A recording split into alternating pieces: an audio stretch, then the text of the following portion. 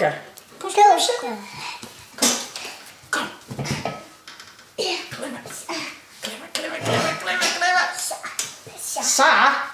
Sa, ik heb het aan het lezen. Dus ben je me op schutten. Ja. Shit. Huisdier. Janne Joe en Tomke zullen op de hamster van Tibbe passen.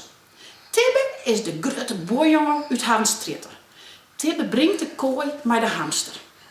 En leidt het uit wat ze dwaan hadden. Sjoch, zei Tibbe. Daar moet het voer in en daar het wetter. Tomke en Janne Joe knikken. Waarom stenen al die dingen in de kooi? Vreeg Tomke. Om ter keusjes kan, zei Tibbe. Sjoch maar. Hij tilt hamster Henk op en zet hem op een lietse wip. Henk rent oer de wip. Dan springt er terug een hoepel. Wauw, roept Tomke. Wat knap, roept Janne Joe. Tibbe hiert naar huis. Tomke en Janne Joe zitten bij de kooi.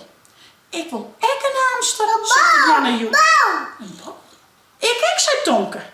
Dan leer ik hem ek keusjes. Cornelia en Romke komen de kamer in. Cornelia, mag ik een hamster? Vreeg Tomke. Ja, ik een aasje. Zullen we maar eerst eens wat gebeurt er met de hamster? Nou, hast al een huisdier? Nee. Ja, één huisdier is genoeg. Maar een hamster kan over een wip rennen en terug een hoepel springen, zei Tomke. Ja. Cornelia skodde te hollen. Nou hast Romke al, zei ze. Beteuteren die Tomke naar boeten. Hij wil zo graag een huisdier hebben. En die keusjes kan.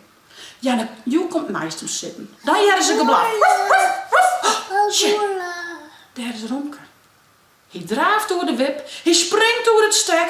Wauw, roept Janne Joe. Wat knap, roept Tomke. Maar ik die huisdier blauw, vreeg Romke. Ja, vanzelf, zei Tomke. Dat is het beste huisdier dat er is. Tja, Romke springt door de hekken. Zie je dat? Knap, hè? Ja. Hier, kijk. We hebben zo die zaken zien. Hoe het gaat. Ja? Hey.